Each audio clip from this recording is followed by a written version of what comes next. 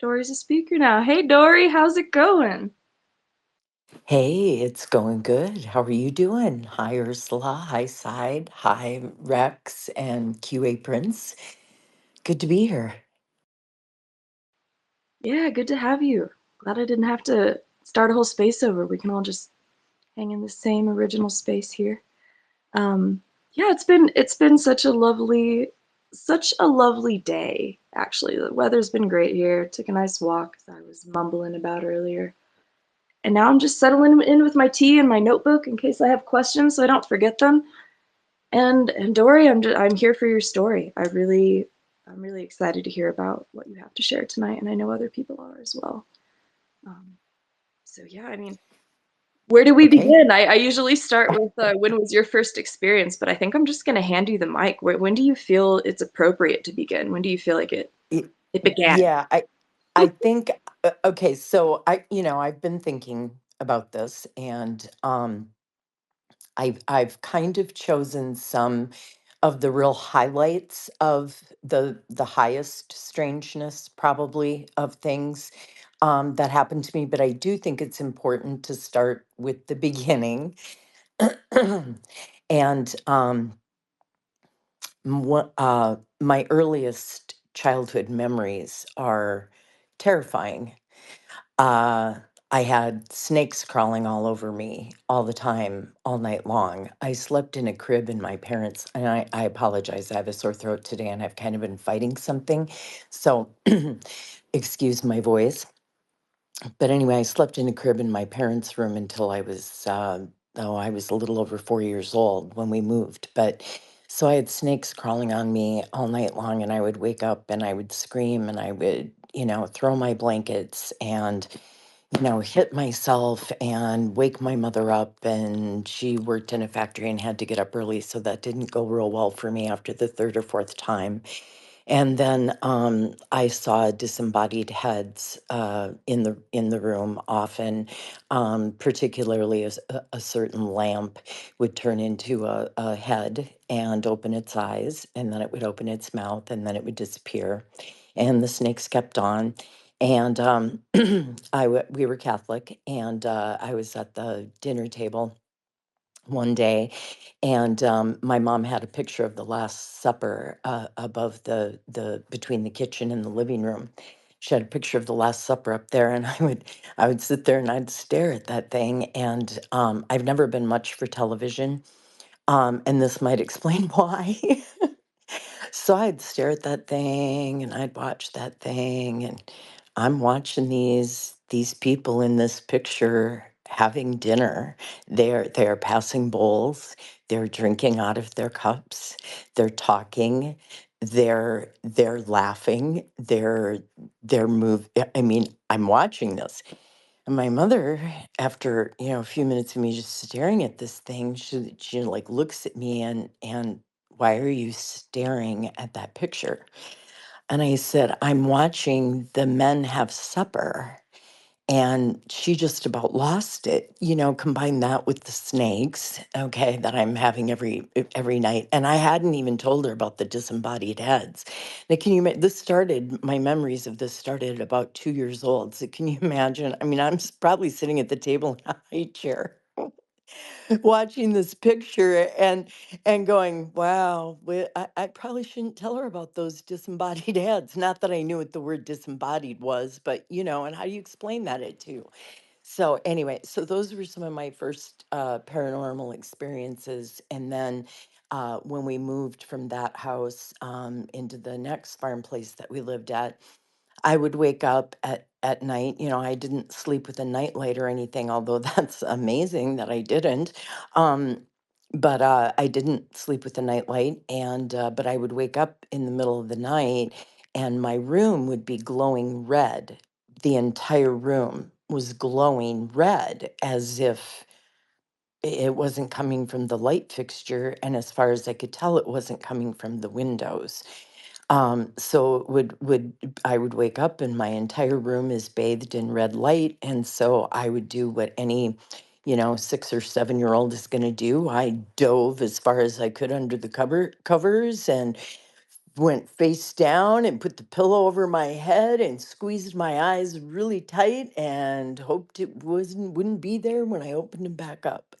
So that was kind of how things started out for me. And do you have any questions about that illumination? Well, I certainly had a comment. It seems that you were a very bright light that was spotted early on. Seems like they had it out to dim you, is what it feels like. Um, and look at you, you're still shining. I think you have that little you have like a blast emoji next to your name, and I think that's pretty fitting in this context. Yeah, thank Thank you, you. thank you for sharing that. And I have heard about the severed heads and snakes in other people's experiences. So I wonder if that, if you were all interacting with a particular frequency or being, or just what that's about. Did you come to any conclusions about why you were seeing those specific um, symbols? Well, it went so, then the next farm we moved to in real life, I mean in real life, we had a snake infestation of garter snakes in our house. Like they would come up with the laundry basket. So I went from, having snakes in the astral realm crawling all over me, because this is what woke me up, is that they were slithering all over me, to actually seeing these what are called mating balls, or when they hatch and the garter snakes give live birth, so they ball like in the spring, and it's it's a terrifying thing to run into in the natural. Let me tell you, if you've ever seen a mating ball of snakes, it takes your breath away.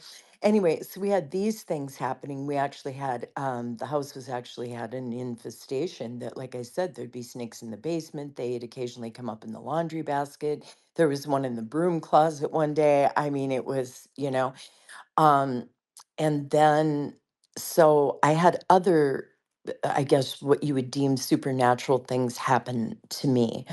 My first encounter with an angelic being that appeared to me in the flesh, and was arrayed in dark ruby red and shining gold and white.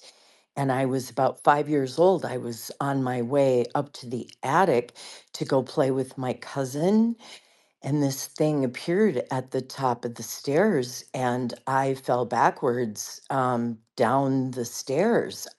Because it was shocking. And I mean, I survived. I wasn't hurt. It was just, I fell backwards, and when they asked me what happened, I said I saw an angel. And when you're Catholic, it's just not the greatest thing to say, because it really only happens to special people in the Bible, and you're not supposed to be saying stuff like that, right? Like, you're gonna go to hell, little girl. Anyway, so I mean, it was met with this kind of stuff. Although my grandmother was the, what would you call her? In the olden days, you would call her the village wise woman, the village healer, the one with the psychic abilities and the healing powers, and that would read your tea leaves. And she always wore a medicine bag tied to her slip, but she also always had a rosary in her other hand, and that was her way of meditating, I believe, was with that rosary. And with that rosary in her hand, moving all the time, and her lips moving all the time, she entered the zone. Okay. So that was a tool, I believe. I've learned, I've examined this, years later, because, well, my grandma lived to be 96, but she died when I was 10 years old. So I didn't get to know her very much except for stories and things. And things my mother told me about her. And one of the most unusual things that my grandmother did to help people when they were having a problem, say it was well, a new mother particularly, say when a certain When the family would gather at the home at certain times, the baby would become very upset. And it would happen over and over every time they had a family gathering. So, in order to try and eliminate, like everybody and get to a prime suspect, let's just say, my grandmother would melt paraffin wax on the stove and she would dunk a whisk broom in it. And then she would clip it to the clothesline that every poor person in Chicago had in the 1940s. She would hang it up there, and when it dried, she could see the face of the person that the baby was afraid of or disturbed by, or if there was a spirit or a demon or something that was bothering the baby. um we No were way. Polish, but Oh, I was yeah, just no about to way. ask, yeah, um, what your lineage Yeah. was. Okay. Yep. Wow. Polish. Yeah, so my mother had abilities also, but she didn't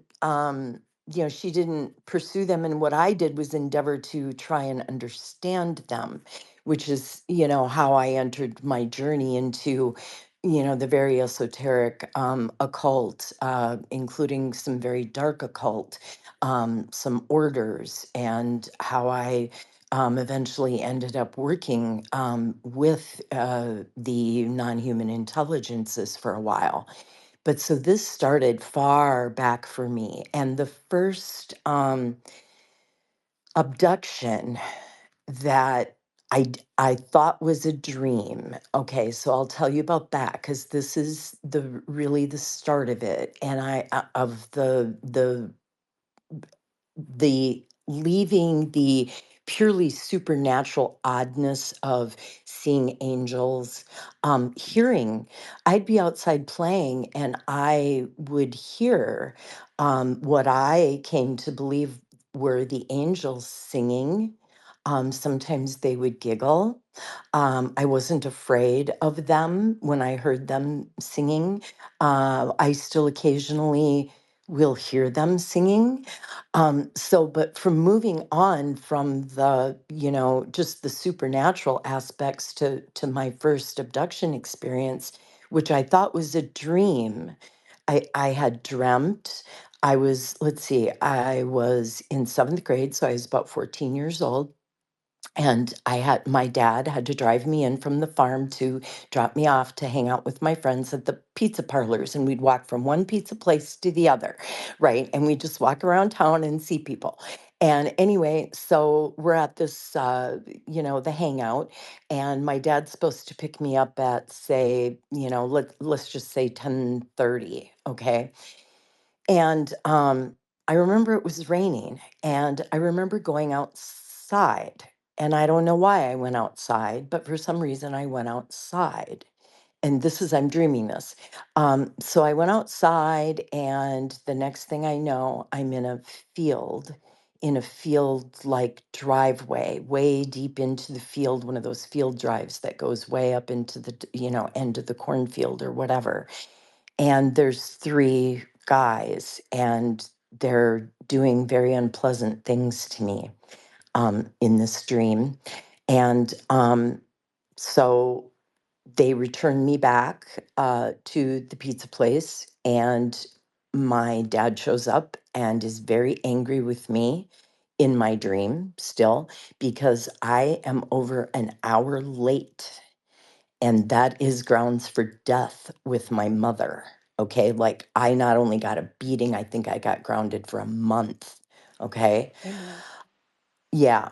All right. So when they dropped me off, this in the dream, when they dropped me off, they asked me my name, but I didn't, somehow I knew not to tell them my real name.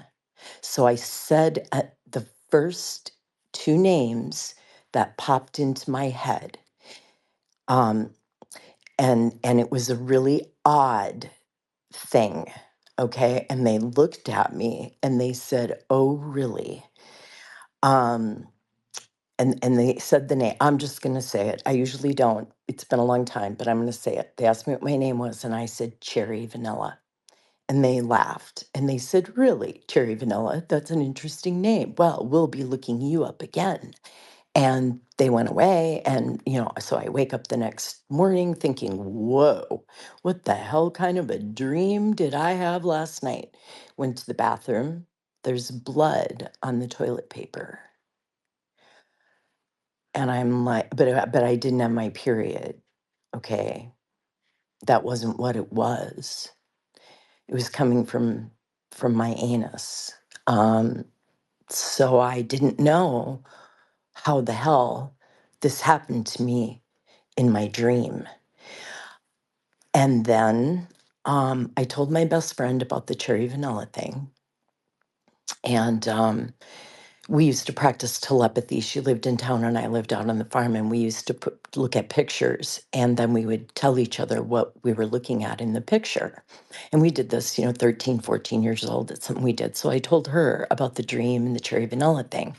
Okay, now I'm going to fast forward to when I am 16 years old. So about 3 years later, same time, it's winter. There's an impromptu party with our friends who are home from college. So I get the phone call, "Dori, Dave's having a kegger. We'll be by to get you in an hour." I'm like, awesome, right? There's nothing better than when the college buddies come home, right? So impromptu kegger, maybe about 30 people there, only Dave and this close-knit group of friends that used to hang out with the softball team from the favorite bar were at this party. And I'm standing up against the counter and I have a beer in my hand because that's why I'm at the kegger. I'm not going to feign any innocence here. Anyway, so I'm leaning up against the countertop, a counter, and I've got my beer. And all of a sudden, I feel someone next to me. Just he wasn't touching me, but I could feel. So I look up, way up to my right, guy's taller than the refrigerator, like about 4 inches taller than the top of the refrigerator. Very handsome blonde, just my thing. Anyway, and then I look in front of me and there's another one and they look like twins. And then I notice there's also one on my left and I look at him and he basically looks pretty much the same. I think they might have been wearing the same coats and the same kinds of 1980s Oxford, Um, and so the one on my right looks down at me and he goes, "Hey, how you doing?" And I said, "I'm doing good. How are you doing?" He goes, "Good." He goes, "Hey, what's your name?" And I said, "Dori." And all three of them started laughing. And then he says, "That's not what you told us last time we were here, Cherry Vanilla." And I dropped my beer and I stumbled through the living room and I got out the front door and I was not hysterical because I've been through some shit in my life and I've learned to keep it together as best as I can. And I stumbled out the front door and my friend Mark saw me and he headed out the door and he said, "What happened?" I couldn't talk. I couldn't speak about it. He said, "I'll get in the car." And he goes, "We'll drive." And I'm great. So I got in the car. When I finally could speak, I said, "Listen, I can't explain to you what just happened in there. I don't know how these guys knew a name that I used one time in a dream about 3 years ago, but I need you to find out. I need you to take me home." He said, "Dori, it's like 10:30 on a Saturday night. You don't really want to go home." I said, "Yeah, I really want to go home." And he said, "Wow. What did they say to you?" And I said, "I really can't explain it. I really can't. I have no explanation." I said, "But you need to go back and you need to find out who they are, who invited them, and who else saw them." Well, a couple of my girlfriends saw them. Mark didn't see them. No one else really saw them except for a couple of my girlfriends in the kitchen. Dave didn't know them. The guy who had the party, he never invited them. No one there had really noticed them or invited them. And after I stumbled out of and ran out of the party, they they also left. No one saw them leave. I don't think anyone saw them come in because all of a sudden they were just in the kitchen flanking me. All That was right. going to be one of my next questions was, did anybody else at the party notice them? I'm wondering if they had an interdimensional aspect to them. If they were able Well, to interact with just couple you. of my girlfriends noticed them.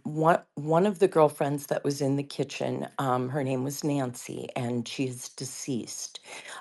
I'm still friends with the other girl that was in the kitchen. Her name is Mary. And in fact, she just stayed with me a couple months ago. We're still good friends since 8th grade. And she remembers seeing the three guys, and she remembers me running out of there. And oh, this is something I recently discovered. The only name that these guys gave me was Man Dan. Now, my friend Mary is from Mandan, North Dakota, and she was in the kitchen. She didn't recognize them, which she just moved here in 8th grade. She probably should have known who these guys were if that's where she was from. I mean, we're talking this is just a year and a half since she moved there. But anyway, a couple of months ago, I discovered that the name Mandan is associated in the Bible with the city of Dan, which is where the Anakim, the Raphaim areas were at in the Bible. The Nephilim tribes were from the city of Dan, and possibly the tribe of Dan, not included in the book of Revelation, is because they worshiped the Baal gods over in the city of Dan. So I ran across one of Mike Heiser's teachings where Man Dan is also in the northern Syriac, some other northern languages, because the Bible is a very supernatural book, and people don't realize how supernatural it is and how much it talks about the realm that isn't here, the etheric realm, the dimensions, the heavenly hosts where and where everyone abides that isn't seen, the unseen realm. Um, so this is associated with other words, and Man Dan is associated with the city of Dan. And I just recently ran across this because I've always wondered, why did I get those two words from those two guys? And for years I thought it was because my friend Mary was from there. But I think this was an identifier as to where they possibly came from, what their lineage was, and the area, the geographic area that they came from to enter into my zone, right?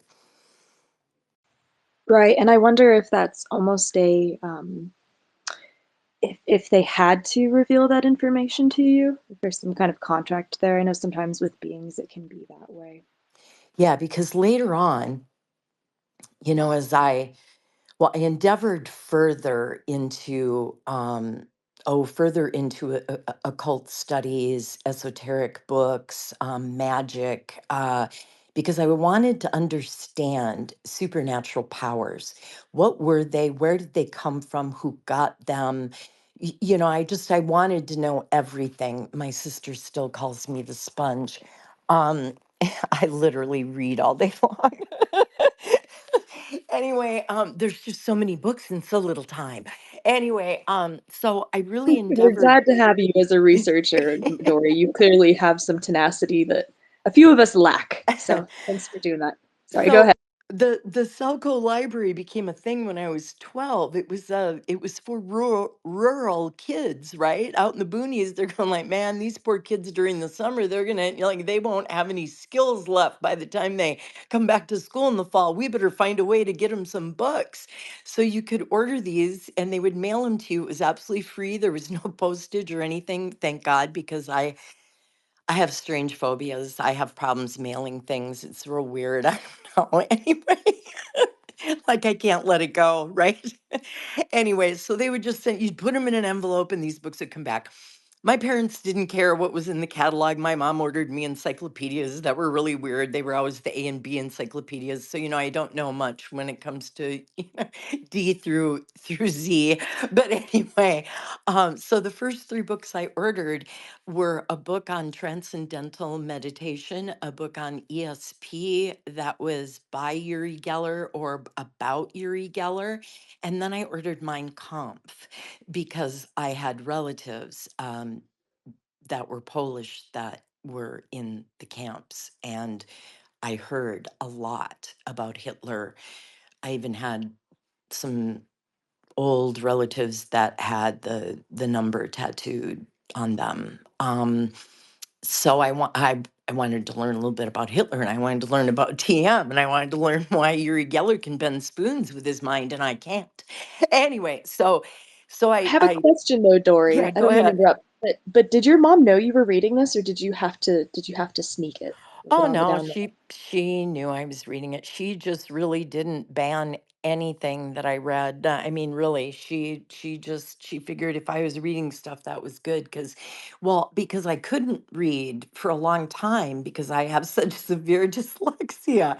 So it's like once they got all the keys put together and it unlocked all the locks in my brain and I could actually read, I just haven't stopped. It was just like magic. And I know all these words. I can see them. I can read them. When I'm really tired, things get funky and I read things funny. That's just part of being tired. But I mean, I was in remedial reading classes. I memorized books. Everyone thought I could read. Then I get to school and there's teaching the alphabet and I can't, the A's are backwards, B's are backwards, up some Q's, P's, whatever. I mean, it's like, what is this shit? It might as well be hieroglyphics for me, right? I didn't get it. And so I was in remedial reading and remedial math, numbers, same thing, right? Oh, now you're supposed to put these things together and my three's always backwards and that's not okay. And anyway, so they took me in and did the whole battery of tests when I was in like third grade, I think it was. And they came to quite a few conclusions. One, let me tell you the funny thing though. My parents thought I was retarded at this point. And they would discuss this group home where, challenged, they didn't call you challenged back then though. Okay. They used the R word, all right, that I just used. And I apologize for that, but they really thought that. And so, I mean, I was terrified because I honestly thought that all these tests were going to come back and say that I was non-compatible with society. There was something wrong with my brain combined with all the shit I would see, right? But they found out that I had severe dyslexia, learning disabilities, and an IQ of 144. So they got me some special help. And once I figured out what the letters did one on one, like A is this. And when you look at a word, I mean, it was that painstaking. Telling time, what a mind screw that is. Two hands, and they're pointing at a couple random numbers, and I'm supposed to, what time? Good luck. I think I was 10 before I could tell time. These digital age kids, they're so lucky. Tying my shoes to the dyslexia, my right and left hand are still, I have no idea. I have to look for my wedding ring. It's like that. Wow, yeah, I've also noticed a vein amongst experiencers that pertains to the oh, there's actually a condition. Neurodivergence, Neurodivergence, neurodivergent. yeah, Yeah. and there's a specific term for when you cannot tell time, or you can't tell how much time has gone. Um, Sorry, I'm stumbling on my words right now. I had five questions in my head at the same time there, and now they're all like jumbled together. But there's a specific term for it when you can't tell how much time has gone by. Is that something that you experienced? No, it was more like I couldn't, they wanted me to tell you when it was 2 o'clock. And really, by the time I was 7 or 8, I could really only figure out when it was noon because both the little hands are Right. on one number. Okay. Oh, it's noon. Awesome. What happens after here is none of my business. Absolutely. And Forget I've about noticed it. there's definitely a lot of neurodivergence, and And I wonder if we were sought out for that or if that's a result of experimentation and That's then a really possible interest. stress. That's a really interesting question. I'd love to when you open up for questions a little bit later. I would love to hear from some people on that because that's a really interesting question because I've run across this too. Now, meeting people with severe dyslexia, with neurodivergent minds, the ADHD that wasn't really diagnosed when we were kids, um, just some of the OCD things. And is that because of what kept happening to us when we were kids and teenagers and adults and whatever? Is that why we have this? I mean, did it exasperate it?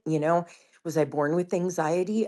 I think so. When your earliest memories are of snakes crawling all over you and disembodied heads and watching the Last Supper people move, but you get spanked for that because it's sacrilegious or something. You just experience this heightened awareness, and a PTSD from a really early age, right? And I had such vivid dreams of, oh my God, this clearing in the woods with a black stone altar and all the people in the black robes gathered. This is a recurring dream after the snakes, all in black robes, so real. I could smell the air and the pine and feel the dirt, and I was in amongst these robed people. I guess I had a robe on myself, and I would watch as this man behind the altar, a woman, would volunteer, and she would drop her robe and she would go over and she would lay on top of the altar naked, and he would take his dagger and cut out her eyes. And then I would wake up, and I had this dream until I was 9 years old. Um, Oddly enough, after I heard the song Don't Fear the Reaper, those dreams stopped. It's weird, but I connected it. It was like after I heard that song hanging out in the yard, like I didn't have the dreams anymore.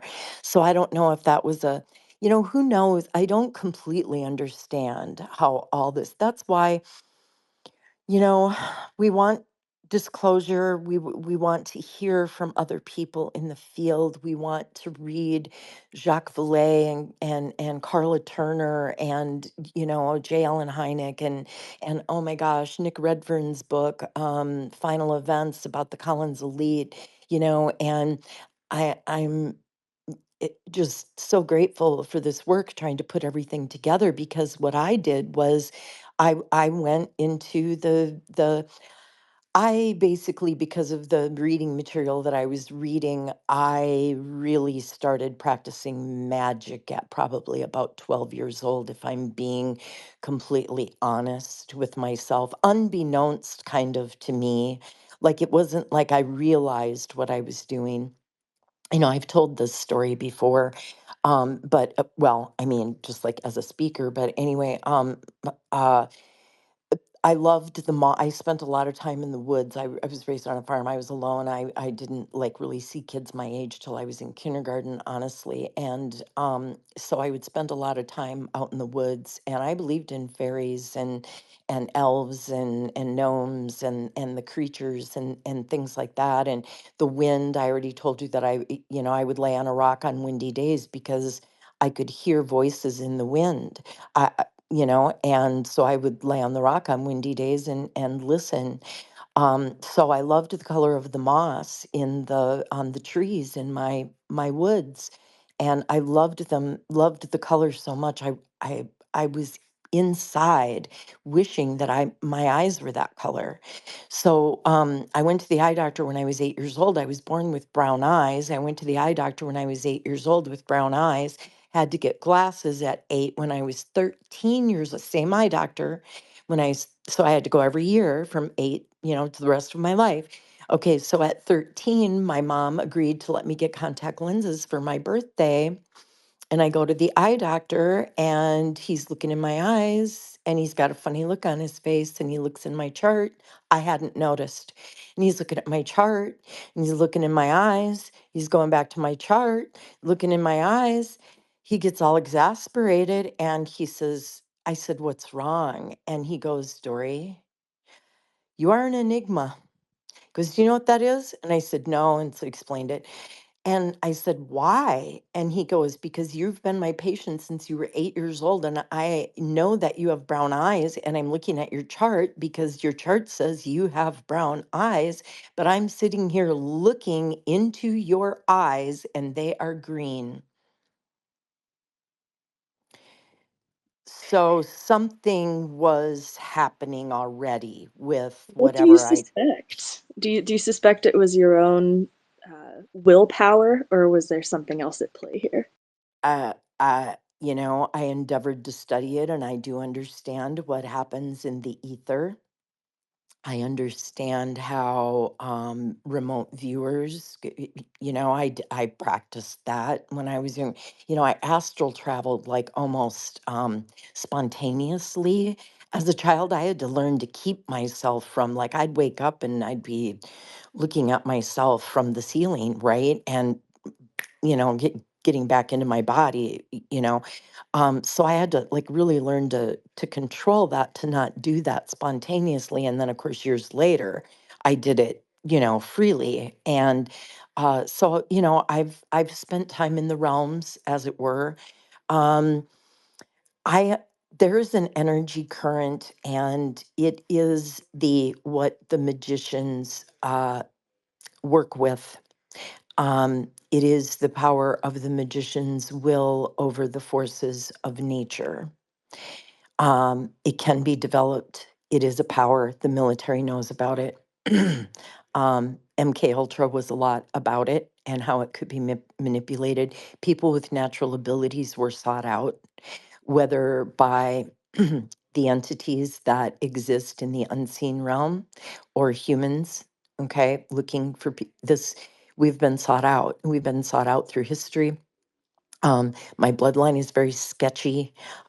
It's very hard to track them in Poland. To when they got here, everybody changed on my Polish grandmother's side. Names were changed. So my history is hard to track on that side. The other side, I'm descended from Eric the Red.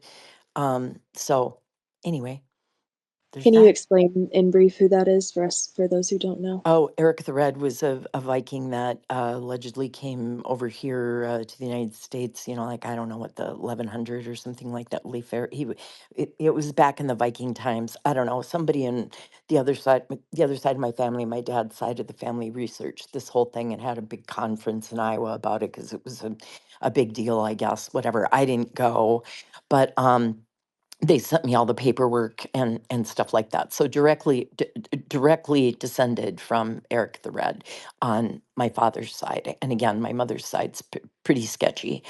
Uh, so I believe there's a genetic component to what I'll call these abilities, these gifts, these powers, if you will, because they can be a power if you use them that way, which they're not meant for.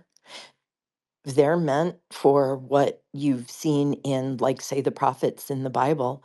They are meant to warn humanity of what is to come and that they need to do things to preserve themselves. One is to turn back to God. um so it's these gifts were given to help humanity. And but people have used them for power for a very, very, very long time. And I've traced this back to the watchers in the Bible when they transgressed and left their first estate to mate with women. That's what they wanted. This is a sexual transgression. Sexual energy was the first motivating factor for the transgression of them into us. And this is why, in the dark occult practices, people think it's human blood sacrifice that has the most power. That is not true. aberrant sexual behavior, and a few other things regarding sexual energy are the most powerful. That's why you've seen Epstein, sex scandal. It's why you're seeing Diddy and the freak parties. Okay, that's the aberrant sexual behavior, the demonic, they feed on it. They originally came here for it. They love it. Pornography has fed it. In fact, pornography has allowed it to engorge itself on that sexual energy. We were never meant to watch other people copulate. It's not okay. Thank you for sharing that, Dori. Um, man, I wish I had 4 hours for this space. Which brings me to the question: how much time do you have? Do you have until let's see here. You got another 45 minutes for us? Can I start opening up? Yes. Yeah, Yeah, absolutely. Oh, yeah, I would love to hear from some people. Let me just finish up with so after the party and the guys and everything, okay, so then shortly thereafter I had gotten a Ouija board too, and boy, did that turn into a mess, let me well, tell here, you. Dori, before you go rushing too fast, I was going to wait another 15 minutes before I opened it up. Oh, So if okay, you, cool. yeah, so why don't so go ahead and take your time with that because I know we all would love to hear it. Okay, so, got the Ouija board, and of course, I already told you I live on a farm by myself. I don't have kids to play with. My nearest neighbor is half a mile away, and she's an old lady. Okay, she's probably how old I am now. And she was wonderful. She smoked cigars. Her name was Irma. Anyway, that was my closest neighbor. My sister is 17 years older than me. Yes, she had children. So my nephew, I would see my nephew. He's 2.5 years younger than me. He was like my little brother, kind of, sort of. We didn't see each other that much, but I mean, it's not like I never saw children. But anyway, so of course I'm up in this little farmhouse, right? And I have this Ouija board, and there's no one with me. And of course it's doing the thing, because that's what it does. And can you imagine my can you imagine my terror years later reading The Exorcist? Oh my God. Oh yeah, most definitely. So wait, just to clarify, it was moving on its own. The I don't know what the Yes. piece is that the we'll just call it Yes, the the piece. planchette. It's called the Thank you. planchette. People have used glasses, drinking glasses. Back when spiritism was popular in the 1900s, they would tip over a, highball or a lowball glass and just have a cloth or a board, right, with letters drawn on it, right. Even wood cuttings had these, and so they would use that. So I mean, I had that thing and everything, and then um, I'm gonna fast forward quite a bit because I want to get to where so after my first husband and I got divorced, it was extremely devastating for me, and I went through a lot. And but I tried to find some joy in my passion for theater, and I got cast in the Minnesota Renaissance Festival, and it was really a fun experience. Except I ran into all the people that when they see your light, they want it to be in their group. They want, and so I ended up in a vampire cult for a while. And As you um do after the Renaissance Festival. because And that's what you yeah, do. That is after like the Renaissance exactly what you. initiation. Right. You get in with the vampire cult, you go to ground zero on Tuesday night for bondage night. I mean, my life took a turn into the dark that I can't even tell you, you guys. I am still dealing with things that got attracted to me from back then, that created doorways from back then. I mean, my armor of God has to be so iron, clad, and the protection of the angels, and I'm a prayer warrior, right? And so, but you get stuff from this is, and everybody wants a part of that power. They want a part of that light. They want you to do the drugs and do the, you know what I'm saying? And then I was in Tony and Tina's wedding for a while, and then I got in a car accident. It took me out of the whole thing, which that was fine. But then I ended up, so then locally, I end up in a coven, which I think is just a normal witches coven, but it wasn't. It was a Crowley group, Aleister Crowley. So anyway, so I was in that for a while, and then what happened during one of our Sabbats, which is one of the 8 holidays that you celebrate. I came out of this black cauldron filled with black water. I came out of this black cauldron of water, and I'm in a cave with lights on the side of it. It's a beautiful cave, right? And over to my um, I'm looking around the room at the sconces, and I see the altar with all the implements, the athame, the water, the salt, the whole, just the whole 9 yards that go with the whole thing. Okay. Um, and I come up out of this, and in front of me is enormous, this enormous bright white throne with almost shimmering gold on the edges of it. It's like alive. And I start walking towards it.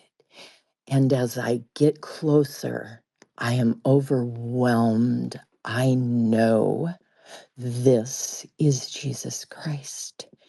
So I go down on my face at his feet, and then he like motions for me to get to lean back on my knees, right?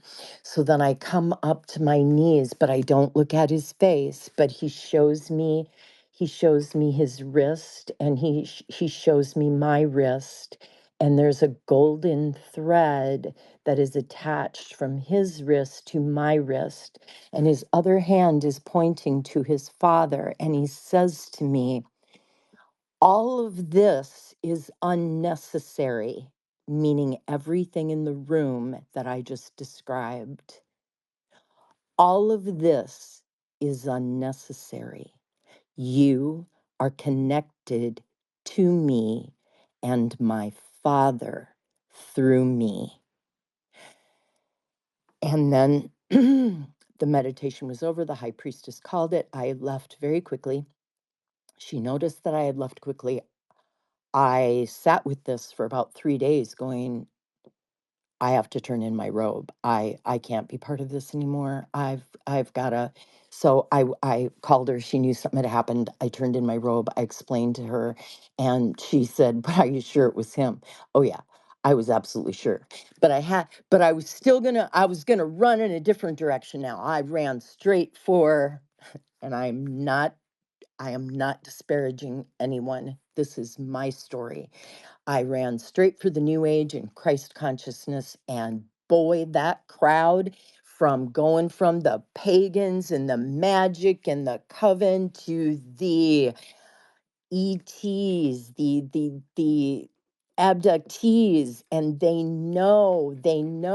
look at you and they know, and then they want to know about your experience, and you're trying to go, oh man, no. Oh, you mean that dream I had that one time? And then the guys came back and called me. Yeah. And then they tell you, yes, you're being called. You're being called. You didn't meet us by accident. We've been waiting for you. We've been looking for you, right? That whole thing, okay, happens. And it's common, all right? It's one of those things of they're looking for those people that they can go, oh, look at this one. We want to get this one to do this and that and the other thing. So that's how oh my goodness, this is how I met Carrie Cassidy at Project Camelot. This is how I got to be friends with Jessica Schaub, the Crystal Child.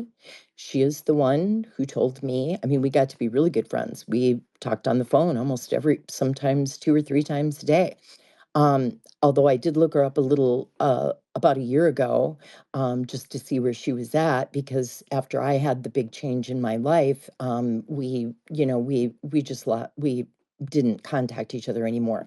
But I have read now that she's like kind of moved past what she was doing at the time too, which was she was the one who told me, Dori, you have a job with them. You're working with them. They want you to remember. And I'm like, what? And she said, Dori, you have your own pilots. Do you want to know what you do? And I said, what do I do? And she said, you make crop circles. And then I started getting downloads.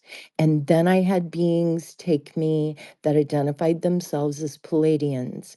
They were tall like the men at the party, but they had a blue cast to their skin and they were very lanky.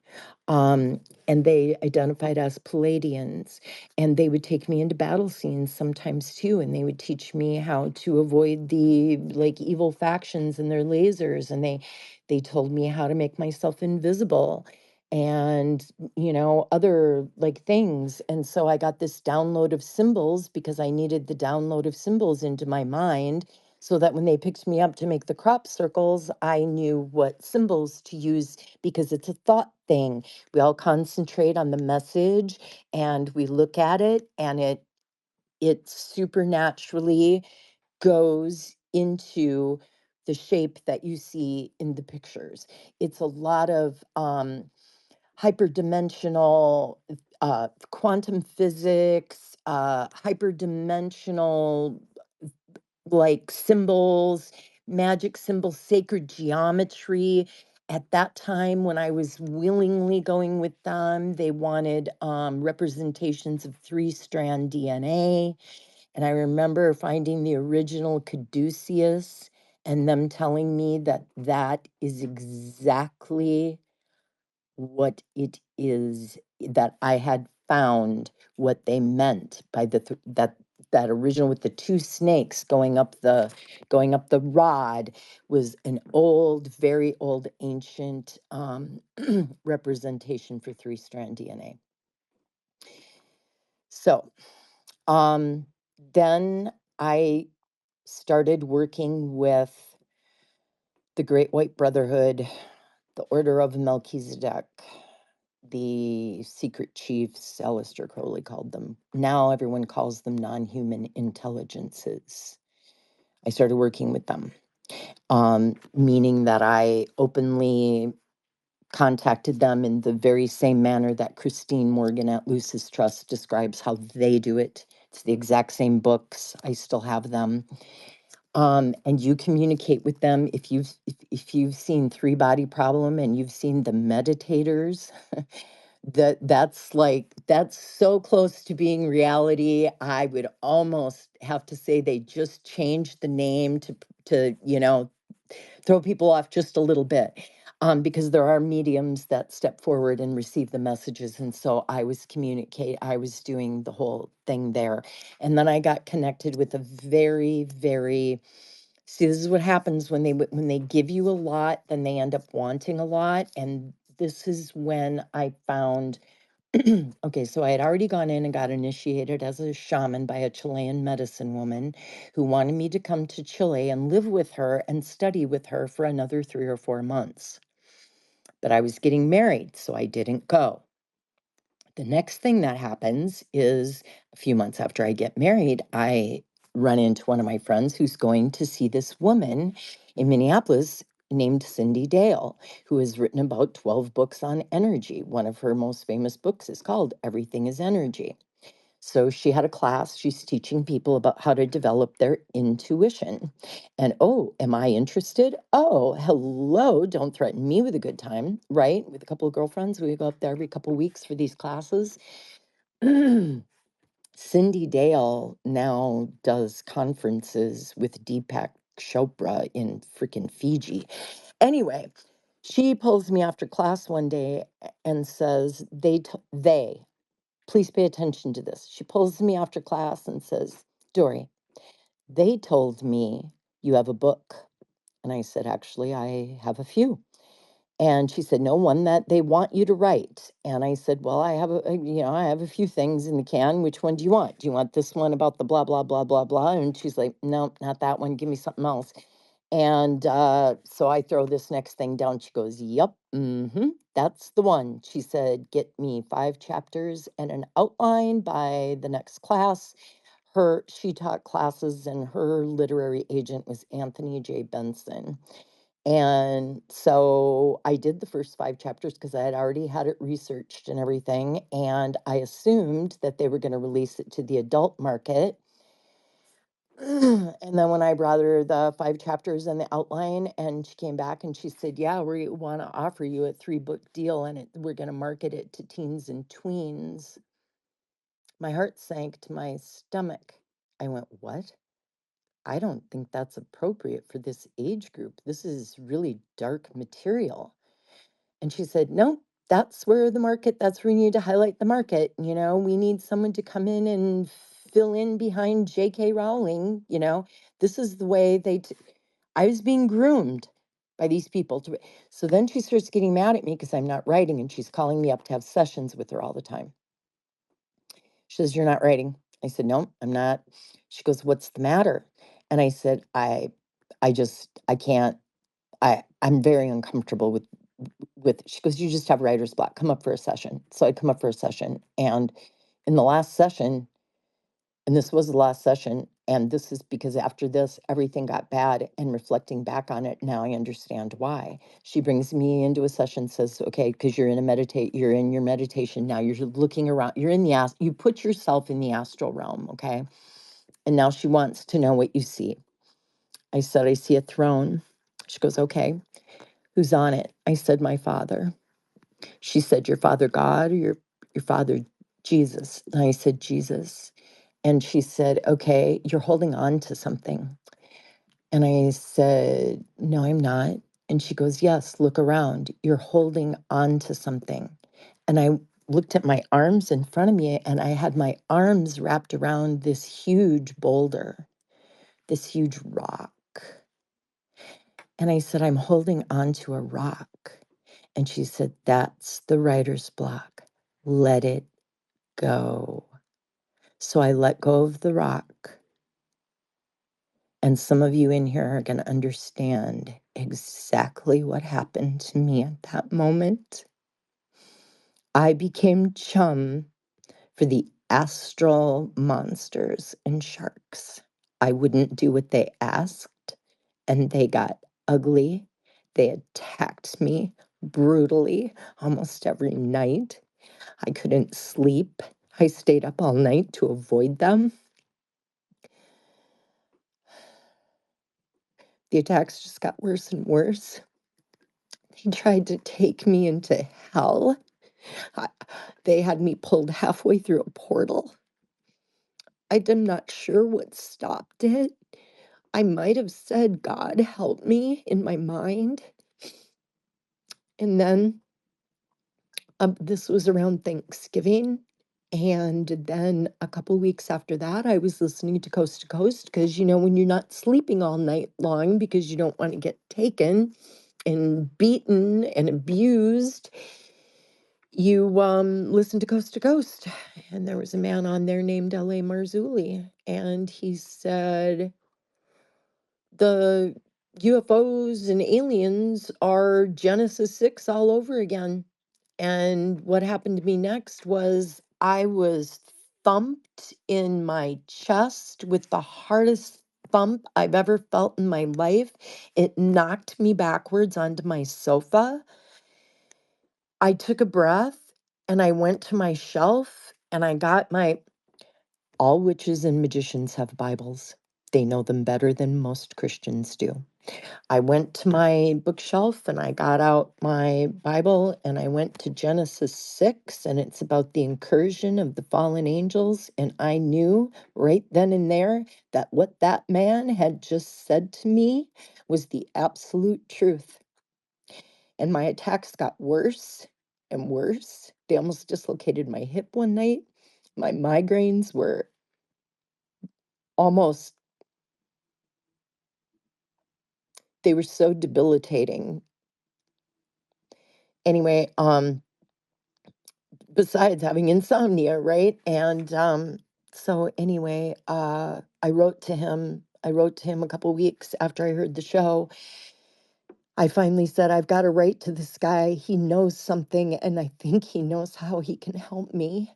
So I wrote to him, and on December 31st, 2009, I got an email back from L.A. Marzulli, and he said, Dori, you need to get out of the witchcraft, the magic, the shamanism, the extraterrestrial, the everything, anybody that's in the new age, you need to shut down your, because I had a Facebook page under my magic name. I had a business under my magic name, and it wasn't Cherry Vanilla, it's something else. It was my shamanic name that I used. He said, you got to take down that page. You put up a Facebook page with your own name. You renounce everything. You burn your tarot cards. You burn your books. You smash your crystals, yada, yada, yada, yada. Anoint your doorways. Open Ephesians 6:12. Get down on your knees and tell Jesus Christ that you want him to be your Lord and Savior. And I still see them show up every once in a while, but they haven't taken me. I dedicated the next 10, 12 years of my life to studying the Bible with a group of scholars and a disciple from L.A. Marzulli that studied with me every night. Thank God for Skype. We studied for 8, 10, 12 hours a day, for longer than people are sitting in spaces. I did that for years. I wanted to understand everything from that. I ran into then Dr. Michael Heiser, who understood the supernatural aspects of the Bible, because when you've had a very supernatural life full of supernatural experiences, the extreme terrestrial exegesis of the book that we have by the early church fathers doesn't help. And one of the things that makes LA so effective at reaching people like me is that when he talks about the Bible, he doesn't call it that. He calls it the guidebook to the supernatural. Boy, everybody goes to his website looking for it. I did after he said, this is the angels in Genesis 6. And I'm on his website going, where's this guidebook to the supernatural?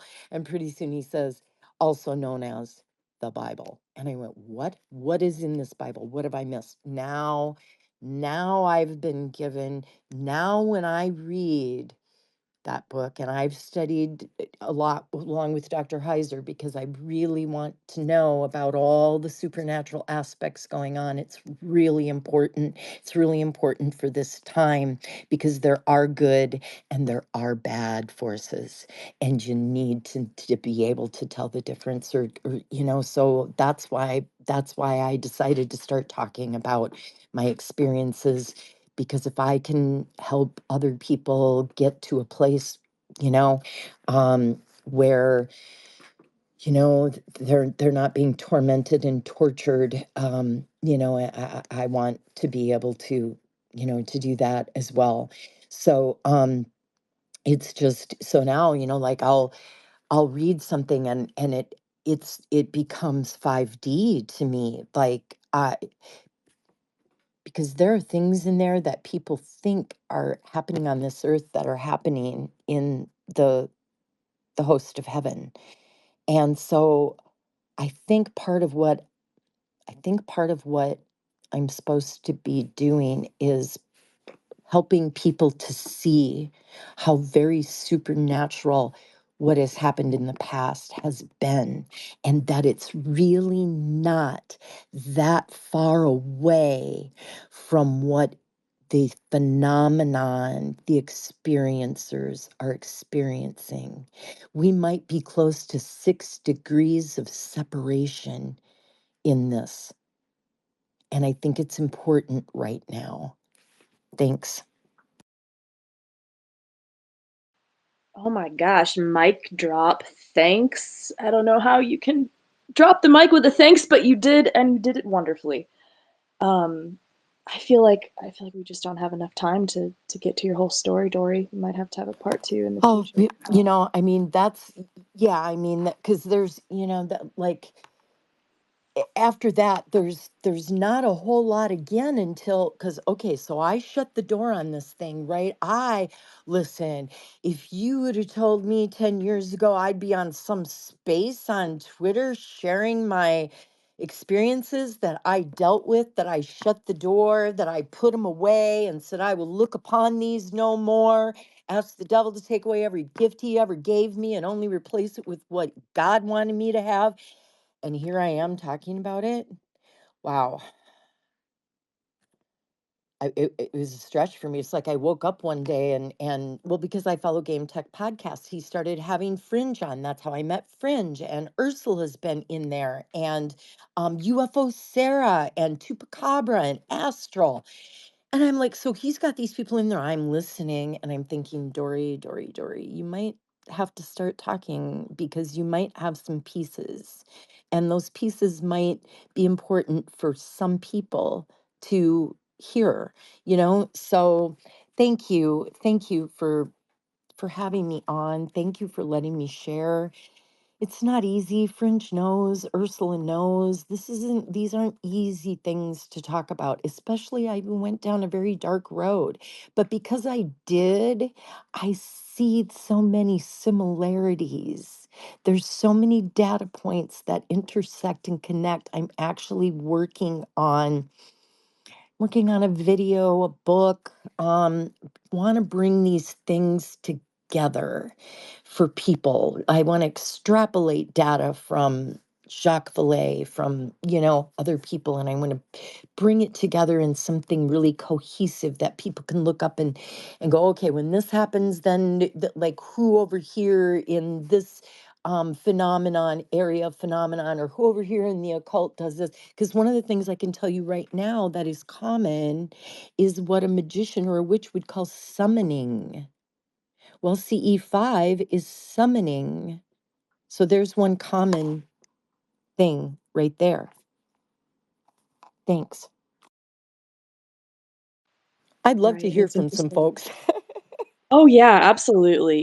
Let's go ahead and get that started. If you've got questions, go ahead and send a request. I'll give everybody my disclaimer. I do have the mute button, and I will use it. I have used it before, and I'm not afraid to use it again. If you're rude, it's just not welcomed here. I'd also like to set the intention that this is a space in which we are asking Dory questions. So it's not a time to ramble on about your own personal life and experiences. If you do have an experience that's related to your question, of course, bring it up. I know a lot of us relate to each other in that way. So uh, yeah, it looks like I've already got a request. Someone who's been waiting very patiently. So I'll go ahead and bring them up. If anybody else wants to, this is the time. Do Dory, you have yeah, I just want to say thank you. And I've noticed that there has been this sort of calling out to experiencers over the last couple of years just to come forward and start sharing their experiences. And I think that the disclosure is happening through us. So we do need people like you. yes, And we and need people that have seen the dark. yes, Go ahead, dear. and through Fringe had Heidi Hollis on. And there's Rich. I see Rich. Rich has been someone that's been, he doesn't know it. I'm just going to say it right now. Rich is sort of an unofficial part of my journey here. He has great spaces. He's had Eric Mitchell on, and some other really great spaces. Fringe had Heidi Hollis on. Heidi Hollis is the first person that I have heard from, besides 10, 15 years ago, after I went to the other side to work, is what I'm going to say, when I went to work for the total white hat, right? The big daddy white hat. Uh, um, Shoot, now I lost my oh, Heidi Hollis is the first person on Fringe's Space that I heard say that Jesus started appearing to her, and and so this isn't unusual either, because when I learned this after I decided to follow him. And I don't look, I didn't join a brick and mortar church because there's problems with, as I said before, extreme terrestrial exegesis of the text by the early church fathers, watering the supernatural out of it. And it's become a social club. You go, you get two little scripts, two little snippets of scripture, they pass a basket, you sing some songs, and you go eat lunch. I mean, not everyone's going to study the Bible for hours. I've always endeavored to understand everything, which is why I talked about the books earlier. This is who I am, it's who I've always been, and I will be this way until the day that I get to go home.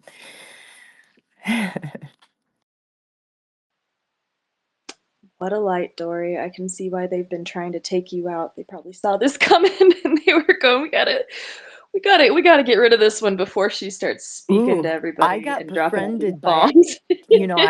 I got befriended by a hybrid on here who befriended me not as a hybrid, but as a regular human person with a pretty high-powered tech job. And then months later, he revealed himself to me in some deep conversations, and I believe that he got in trouble for it. And I believe that his handler knew that he had gone too far with what he had told me about his lineage and where his location was and where they were going to be relocated to at a certain time in history when events started taking place. Because I got a phone call from someone, and it's the only time this person has ever called me, and we were supposed to be having a establishing a friendship. She works somewhere in this realm, I will say, and she happened to call me like within minutes after this DM that I had gotten where he revealed like everything, and I was shaking, and she said, "What's going on?" And I said, "Well, and I told her about that. She goes, "You block him right now and delete all those messages." And I listened to her because I know that you're not supposed to talk to, even if it's the I believe he's an MK Ultra programmed hybrid. He's programmed to believe because, and it's just from but I deleted all the DMs. I had all this evidence and I deleted them and I never heard from her again. Now she's still on this app. I still see her around here and there, but she never called me again. And yeah, so I deleted all the messages and I really regret that. But I think if I really did want to have him reiterate, I think that he might. I unblocked him on an alt account and so can contact him. I haven't. I've stayed away simply because of who he says he is. All right, I'm going to be quiet now so other people can talk. Thanks for that, Dory. So I believe it's side with Constitution. You've been so very patient. Go ahead. Dory, when you said we would have been great friends, you have no idea in how many ways our lives have crossed. And by the way, I live in the town where Art Bell and Coast to Coast broadcast for so many years. You wouldn't believe it. We need to have our own little space just to talk, and I'll leave it right there. Thank you, Side. I could tell you're a kindred spirit. Side and I, we're the kind of women, we're older now, but we were hot back in the day.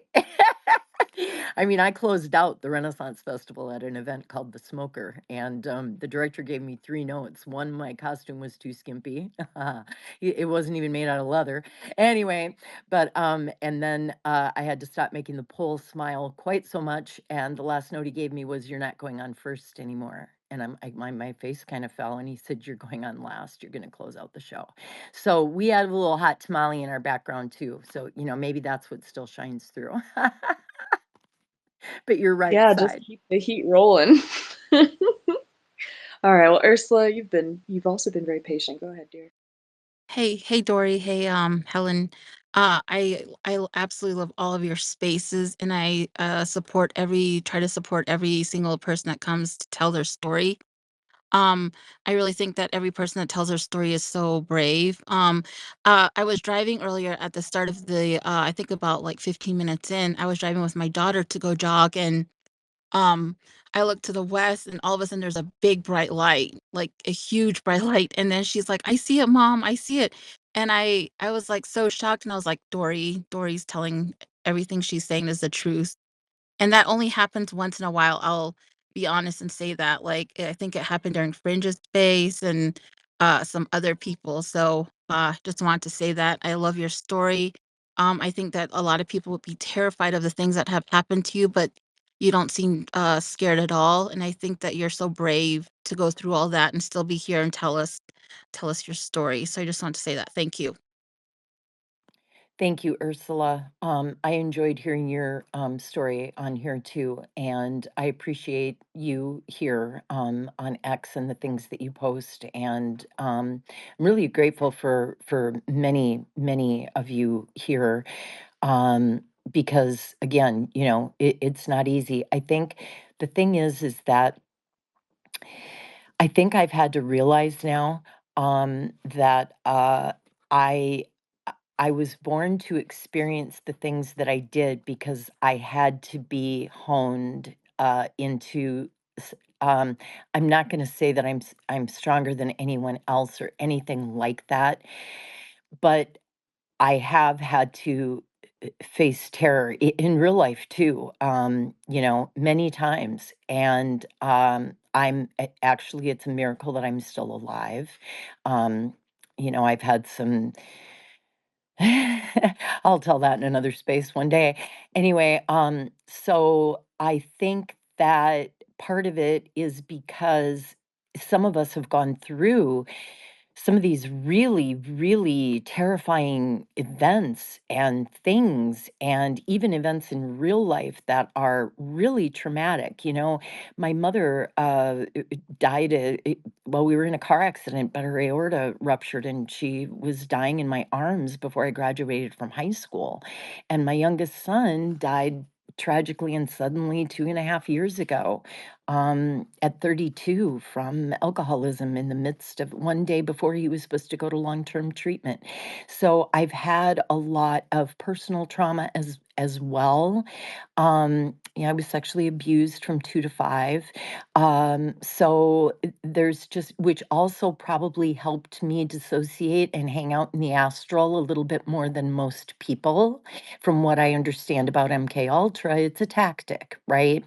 So that's, part of it too. And I think those of us that have gone through so much, we have to stand and speak and be there and lend what strength that we do have to the other people that are getting ready to start speaking, or are having things happen but they haven't really put their finger on it yet, or they're going to need the people in the UFO community, in the supernatural community, to help them sort some things out when it gets, real terrifying like that. Because it is. And I still have I can tell when I've been researching and digging around in the dark too much because they get reattached to me. And I've had several UFO sightings in the last couple of months. I've taken a few pictures. The other thing that happens to me is when I'm walking my dogs at night, the street lights that are always on will shut off and on 3 times.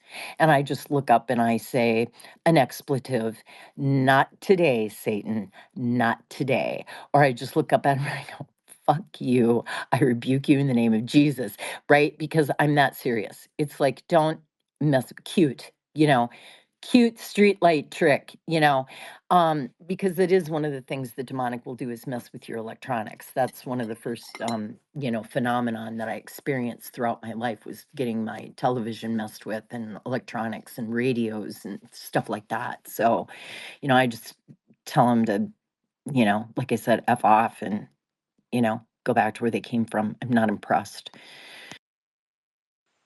I hadn't made that connection, Dory, the demonic and technology. Thank you for that. I'm gonna have to dig into that. Um, Oh, I had a question and it slipped away. Principal Water, did you have anything that you wanted to ask? I know you've requested to come up a couple of times. Oh, this is what I wanted to say. Ursula had mentioned a bright light. Probably right around 15, 20 minutes as well. I have a leveled notebook here sitting to the right of me on a table with a pen on top of it. And there's no wind, there's no outside influence. My pen rotated about 20 degrees counterclockwise. I didn't mention it. I didn't even really want to acknowledge it, to be honest with you, because I think when you acknowledge and you give fear to these things, that's when they take over. But I just want to go ahead and mention that too. I don't Yeah, think that certain that forces enjoy this coming out and being right. spoken on. Exactly. And the same night that the street lights were particularly active, it wasn't just one street light. As I got around the bend to the next one, that one flipped on and off, shut on and off 3 times too. So then I get back in the house and I get upstairs and I open up Twitter and I have a message from an old friend who lives across the pond. And he is sending me video of the picture above his fireplace that just flew off the wall and smashed on the floor at literally the same time that these lights were going on and off. And we had talked earlier that day about some really intense stuff about a couple people that we had run across that we felt were real dark and had a real dark agenda and were operating in that dark agenda on this app. And then he had a picture smash and I had the lights go. So, this has happened to me many times before, the telekinesis. It usually happens when something hits my gut that incenses my anger to a place where I physically can't express it, but pictures will fly off the wall. That's happened a couple of times. It happened actually in a bus at the Renaissance Festival. Dave's bus, why do I always have friends named Dave? Anyway, a picture, frame, the glass shattered inside the frame because this guy had said something really horrible to this young gal, this young wench character, and it was like sexually very inappropriate, and something happened inside of me, and it made me so angry. It shattered, and Dave looked up at me and he goes, "You did that." I go, "No, I didn't." And he goes, "Yes, you did." And I said, "No, I didn't." He goes, "Look, you and me are going to talk later." And it happened once. My kids were having a slumber party, and one of my son's friends was getting lippy and really disrespectful to me. Same thing happened. There was a picture behind me. It flew halfway out on its nail. It flew out and then crashed back into the wall. It didn't actually come off of it, and there was no glass on that one. But they all shut up and looked at me. Nobody else disrespected me after that. So it's not like something I learned to control. But so I'm not surprised about your pen. I've had other people tell me similar things. I have people tell me, "You were in my dream last night. You helped me get out of a really bad situation," or something like that. In fact, the Palladians, they would take me to places sometimes. Well, one time I posted about this the other day. I was brought to a hall, like the Renaissance Festival, right? Old fashioned. Like there was, and there was this monster, like a Grendel, is the only thing I could equate it to in my mind when I was up there in this hall with this Grendel was eating, it was killing people. It was destroying and eating them, picking them up and eating them like Zeus biting the heads off of his kids, right? This thing is just ravaging this hall, which is huge. It's like a Viking, like the ceiling is 30 feet tall, right? So I flipped over a table, and I was dressed like a warrior. I had a doublet and I had a sword and whatever, but I knew the sword wasn't doing anything. This thing was grabbing people and eating them. I mean, it was 30 feet tall, right? So I flipped a table over and I was hiding down. I was crouched down behind the table, but he knew I was there and he was coming right for me. And I hear this voice in my dream. And when I have prophetic dreams, there's usually, I believe it's my true guardian angel that talks to me in my prophetic dreams or my like real vivid other dimensional dreams. And I hear the voice say, stand up, drop your shirt, and show him the symbols tattooed on your back. So I stood up, I dropped my shirt and showed him the symbols tattooed on his back, and all of his power drained away. And I pulled my shirt up and kicked the table away and walked out of the dining hall. So some things happen in the astral realm where I've battled. I've battled with the Pleiadians one time too. There was a opposing faction attacking us with like Deus weapons, like blue laser beams are shooting through these apartment windows, destroying the windows, and everything it hits, the walls are crumbling, burning down. And they're teaching me how to avoid these things and how to avoid detection by them or whatever, right? So I've had a lot of battles in the spiritual realm that it's lucid, right? I make decisions like stand up, drop your shirt and walk out the door, right? So I've lucid dreamed, I think, my entire life, really. And people will sometimes message me and I used to practice that a lot. So it used to happen quite a lot more frequently, especially when I was working with the order, right? I would do dream work. It was actually kind of part of what I did in my business. Anyway, thanks. Sorry, I babble on so much. Oh, no, you have so much good knowledge to share. Thank you, Dori. I do see we have a hand up here. Thank you for your patience. Go ahead. Hi, Dori. I guided from within. You had to hear my voice for some reason. Not really sure why. Yeah, I don't know if you all noticed I had to drop out and come back in, but I was electronically attacked in that moment myself. I did a hard reset on my phone 5 times. Seen a whole bunch of shit get wiped away. Yeah, you've touched on so many different things, and I want to remind you that your discernment is about as top notch as a discernment can get. You've been led into the paths that you've have found interest in. You've found your passions here, and yeah, Christ wants me to remind you that the passion of Christ is following your passions and using your discernment to effectively pull the weeds that others are not able to, carefully see. And I just want to thank you for sharing. I admire your courage, admire your strength, and yeah, just thank you. Thank you for being here. Thank you. I did need to hear your voice. I followed you back. Thank you very much. That means a great deal to me because I do strive with him every day. Without him, I would not be here because losing a child is really, really that bad. Thank you, Dori, and thank you for speaking on things that are so difficult because, as you know, there are a lot of other people out there that are suffering, and sometimes it can just help to soothe the heart to know that others are out there and they're fighting, and they're still moving on, they're still moving forward, and they're still shining their light. And I know that gives people strength. I know it gives me strength. For people that are just popping in, this is the questioning hour. I've probably got about 10 more minutes here until my toddler starts screaming.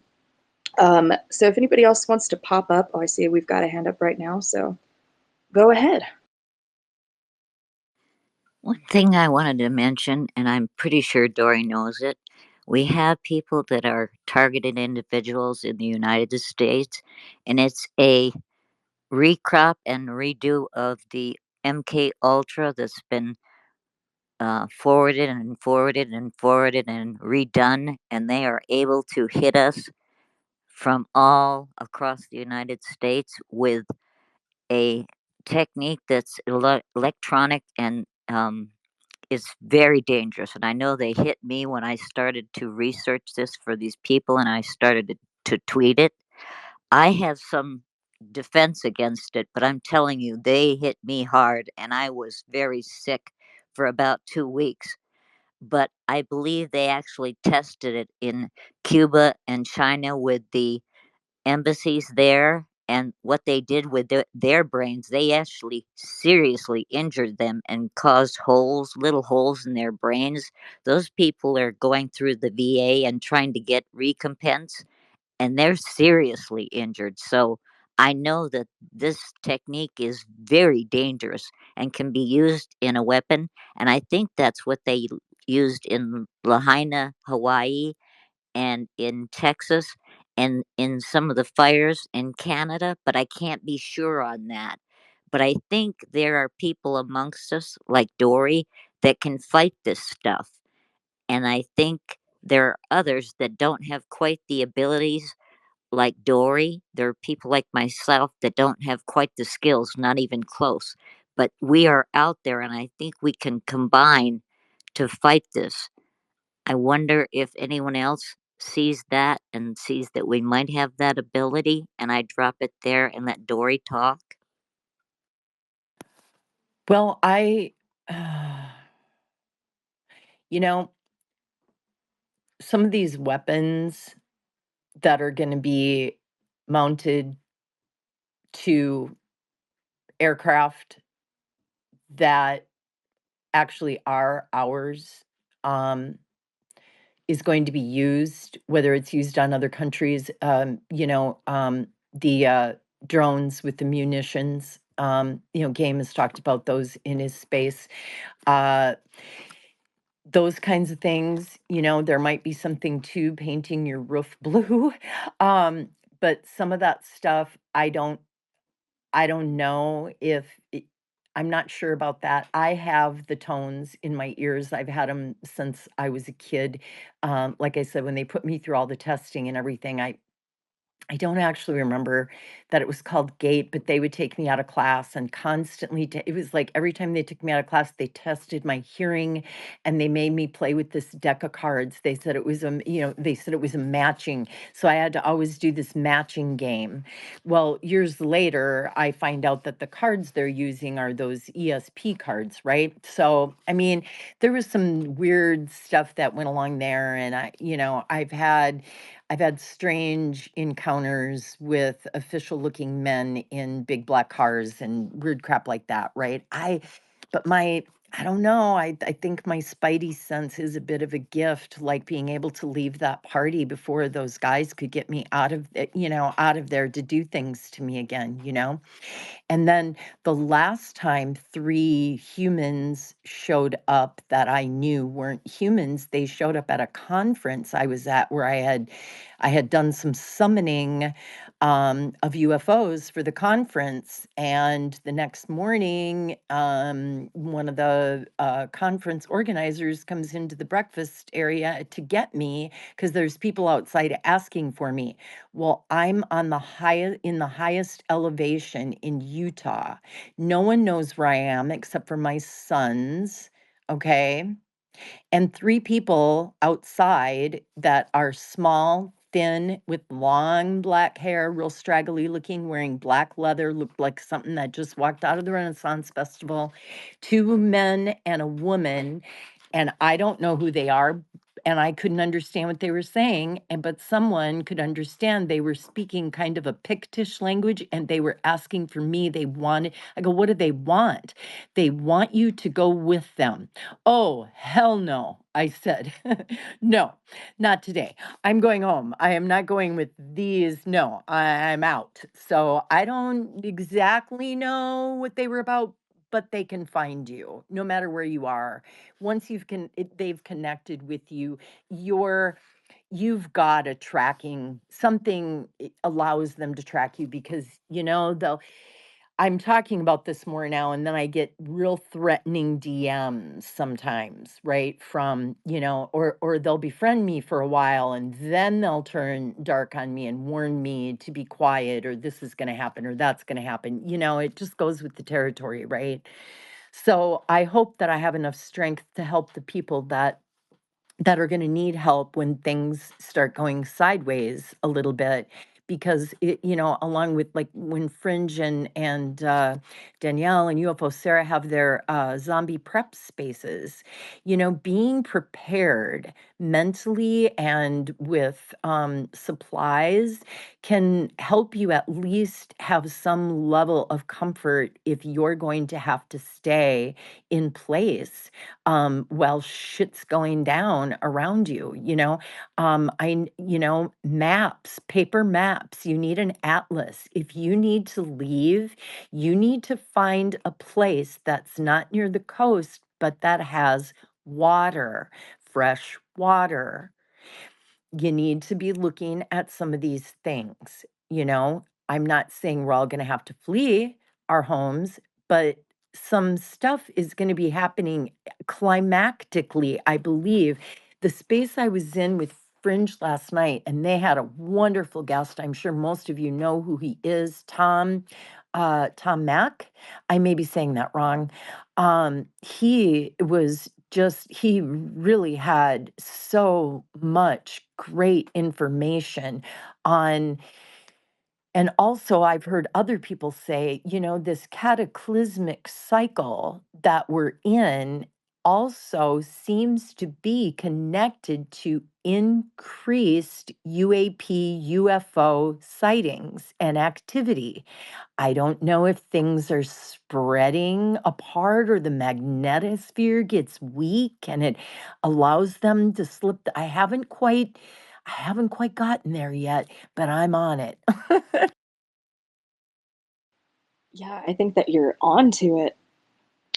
Dori, I just had a real quick question. Do you suspect that you are a MyLab experiencer? No, I don't think so. I willingly went with them for quite a while. So when I say I worked for them, I'm one of the humans that embraced that aspect for a while. And I'll get DMs from people too. Do you remember your abductions with the Greys? I said, no, I've never been abducted by Greys. I was only abducted by the three tall, handsome Nordics, I guess you would call them. And then interdimensionally, they appeared as and identified as Palladians. But I believe they were the same three that were with me interdimensionally with tall, handsome, but bluish colored. And it could have been the twilight, but they were a bluish color.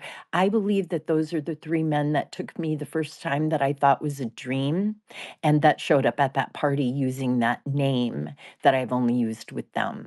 I think that they are able to take on flesh when they choose to at certain levels. So I've never been abducted by a gray. It's always either the physical has been with those Nordic men, and really only twice that I remember. There may be more floating around out there. We tend to block out trauma, right?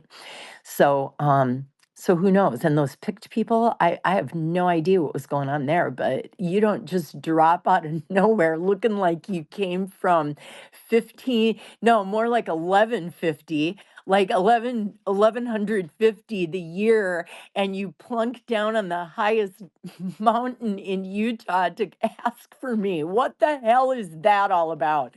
Now it just cracks me up, but it's weird as hell, right? Yeah, but that's why it's called high strangeness, am I right? Uh, Zach, Perfect. yeah. Yeah, Zach, why don't you go ahead? yeah. I just had a question, because it sounds like you've had some experience with these alien beings. So I've been reading a little bit about the recent like UFO stories, the recent like alien stories, and they say that the aliens are not actually from space, but they're actually humanoids from Earth. And I've also read stories about cryptids from like the 1940s, 19 like back in the Roswell era. I've read stories about cryptids who have the appearance of human beings, but like not quite human. They have like something like a bigger head or something. But usually they are like an attractive sort of white man. This is kind of what I've heard, like a white man who looks kind of like a cop or like some kind of authority figure. And yeah, this is what I've heard about these cryptids from back in the day. Um, so yeah, no, I just had a question because it sounds like you guys are more on top of the UFO knowledge. Is all of this true, or is it like, are they actually from space and stuff? Are there also like different types of species? So could maybe a cryptid be a different type of alien, or could a gray be like a, not an alien, like a basically a humanoid on Earth? I've heard that they're not from space; they're actually from the ocean. They're like under the ocean, and anybody who comes near their bases gets like completely obliterated and stuff. Uh, yeah, so that's basically my question: is cryptids, aliens, are they from Earth? Are they from space? And I more think stories. I think that, okay, so I don't have a definitive answer on that. My theory is that it is both. There, or all three. Some are underground, some are probably in the ocean with what I've just seen living underwater. I mean, remember Leviathan lived in the sea. There were nymphs that lived in the sea. If we go back to the old ancient history, we have these kinds of creatures. And because I have a biblical supernatural worldview, the things that have been mentioned in the guidebook to the supernatural include things like sylphs and unicorns and Leviathan, the sea monster. There's even a mention of elemental spirits, nature spirits, right? So, and then if you look at the old legends, which is why I've made some videos about Talos and the bronze man, that was, made by Zeus and Daedalus, but the human co-opted with them. I'm looking back at the ancient history because in Matthew 24, they're asking when will Jesus return, and he says it will be as in the days of Noah.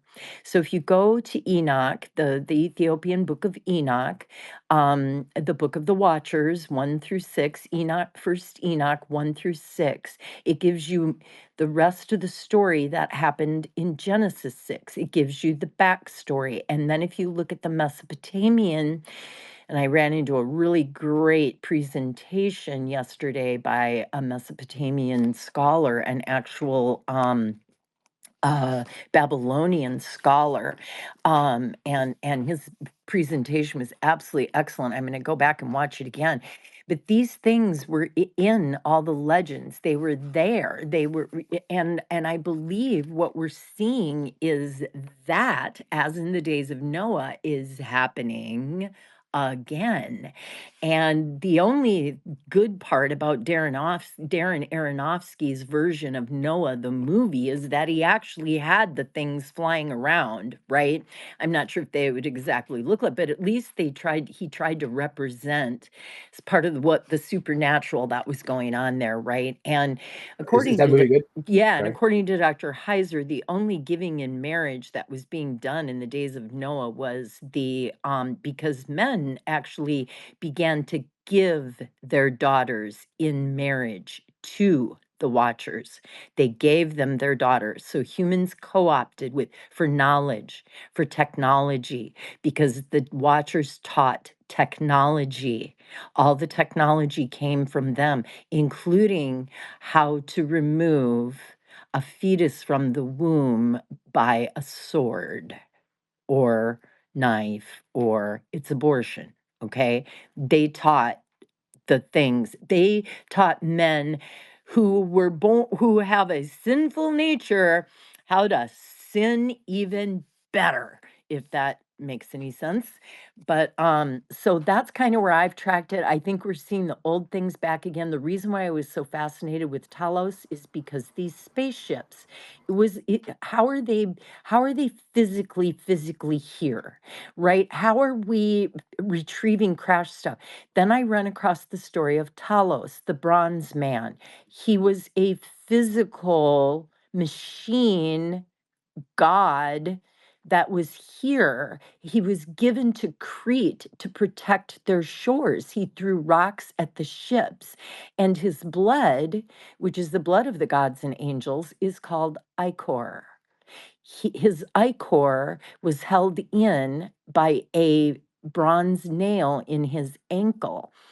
And Medea basically charmed him, seduced him, used her sorcery on him, and was able to pull the nail and drain the ichor, which is what allowed Jason and the Argonauts to breach the island of Crete.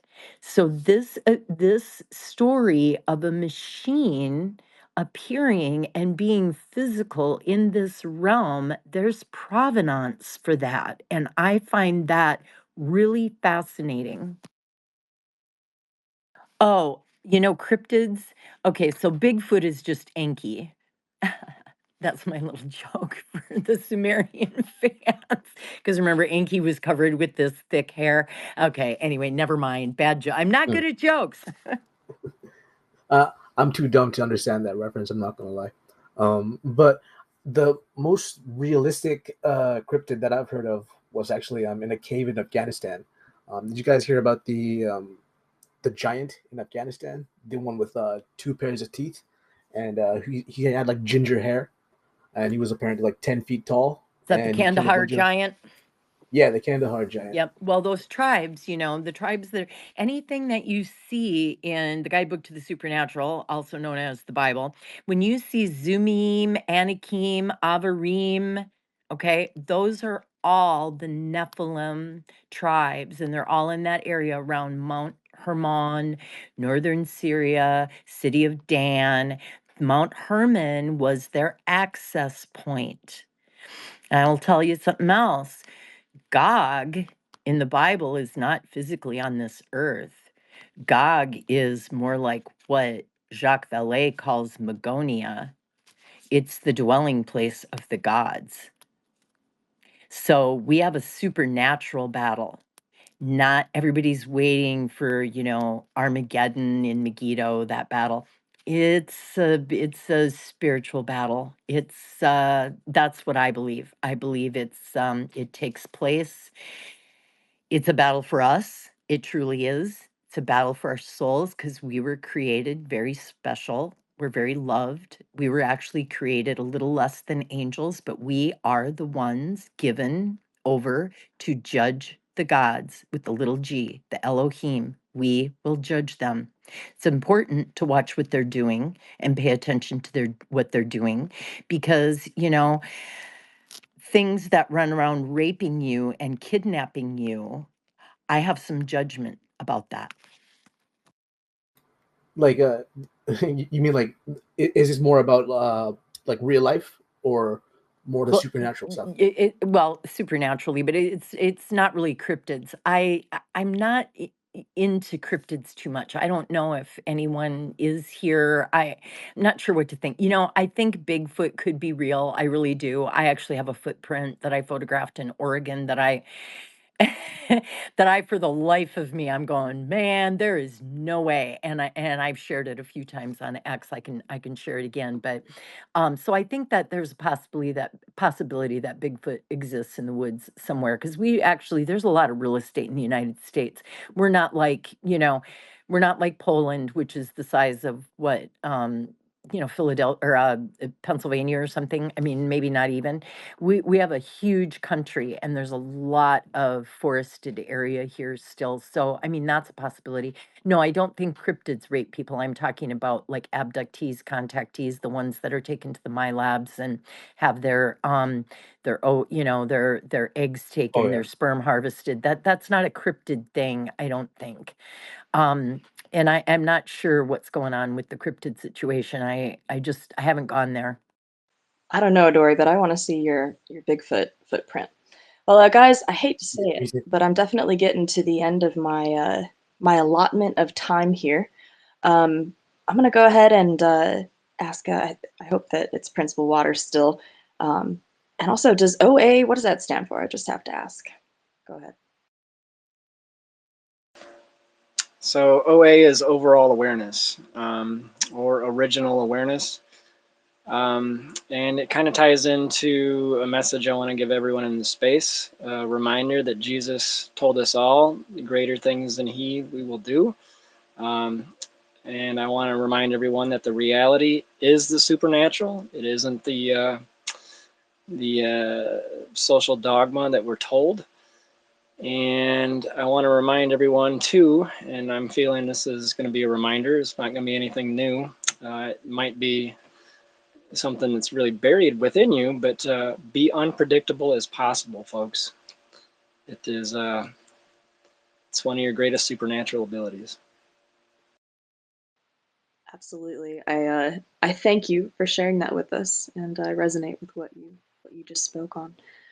Side with, I forget what the rest of your handle is, but I think that's enough to address you. Go ahead. First, Dori, we actually have DNA that proves that Bigfoot is unlike any other creature on the planet. So there you go.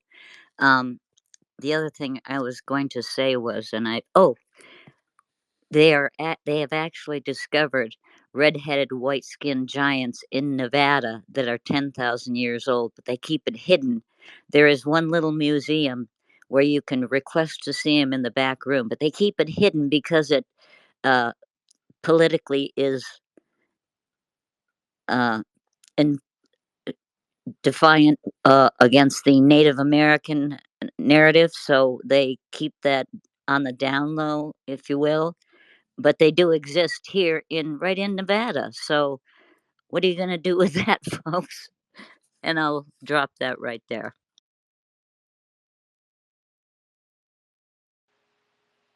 Yeah. Well, don't invite them over for dinner. Yeah, or you will be the dinner. Am I right? Yeah. Just a quick note. I know that I've seen I've read a lot of accounts of native encounters with the redhead giants. So even they knew about them and have spoken on them. So uh, yeah, here we are. History is history is so fucked. Excuse my language. Um, well, Dori, I like to end spaces just asking the interviewee if they have any messages they'd like to give to the listeners, something maybe that's been on your mind or your heart lately that you feel we might want to hear. The things that happen to people supernaturally, the things that happen to in your people who are still experiencing and having experiences, try to get yourself into some history person that you like, that can teach, that is teaching ancient history with the cuneiform texts and the ancient Mesopotamian, because it really started there. And I would say learn as much scholarly material as you possibly can. Learn some actual physics. Physics is like a really important thing to understand, for you to have a concept of.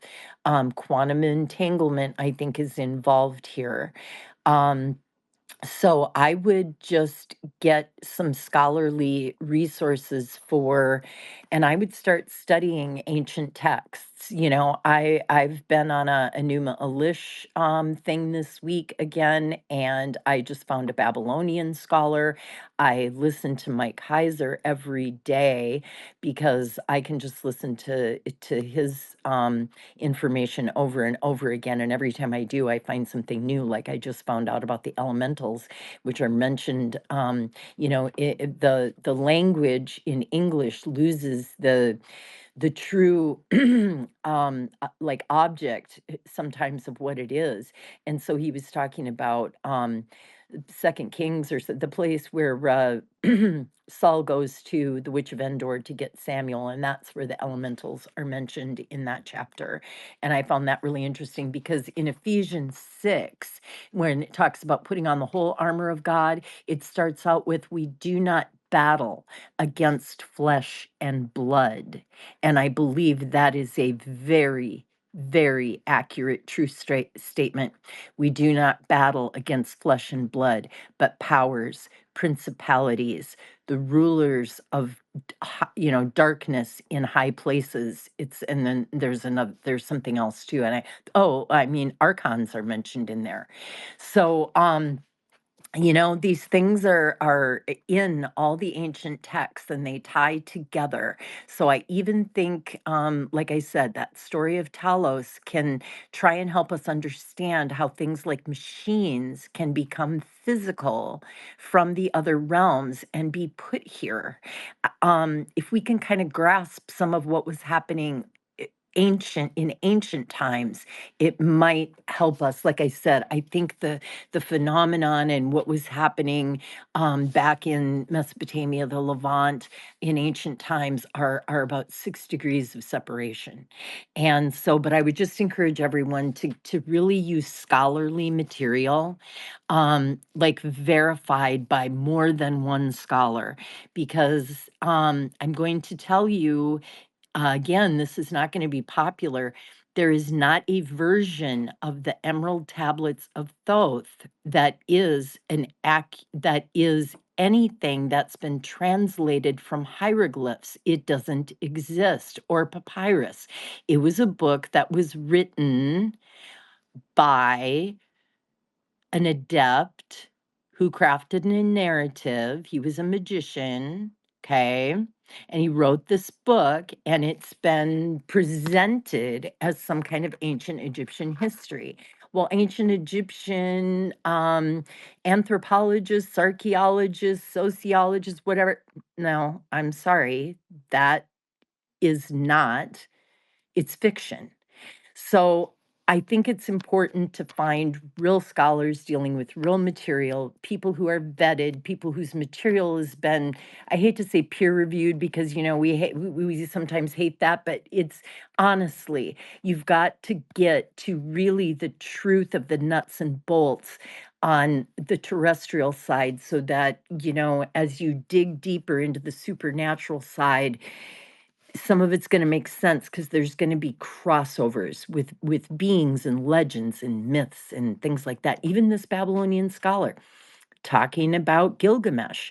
Gilgamesh was, Mike Heiser says the same thing. Dr. Michael Heiser, may he rest in peace, says the same thing, that oh, what does he say, Dori? God, I hate it when my thought goes right out of my head. Oh no, brain fart. Take a second. It'll come back. Jeepers, gal, I was just gonna pin that right. I was gonna pin it hard too, and it just evaporated. Oh, Man, you were on a roll Gilgamesh, too. Gilgamesh, the Babylonian scholar that I just found, and I don't have his name off the top of my head. I just found him last night. Babylonian scholar, because I roam around for good ones. So this Babylonian scholar and Dr. Michael Heiser will, and all the ancient texts will all tell you that Gilgamesh, okay, the king of Babylon, was 2/3 God and 1/3 human. So there's provenance for hybridization from the gods, and it goes back to the Watchers. And yes, it's happening again. Okay, the technology's advanced. It's been happening again. And that's what they've been doing. I really believe it. They've been harvesting, they've been tinkering, they've been working on technology and hybridization and all of these things, because they've done it before, and they are doing it again. So that's really my only thing, is to, study Yeah. real stuff too, because it's History important. repeats itself. History repeats itself. I was thinking about this the other day, about how like the Roman Empire integrated Egypt into their culture, and then there was the slow move away from the pagan Egyptian gods to Christianity, and that kind of, like, there's not many people who worship the Egyptian gods these days. It's more of like a niche thing.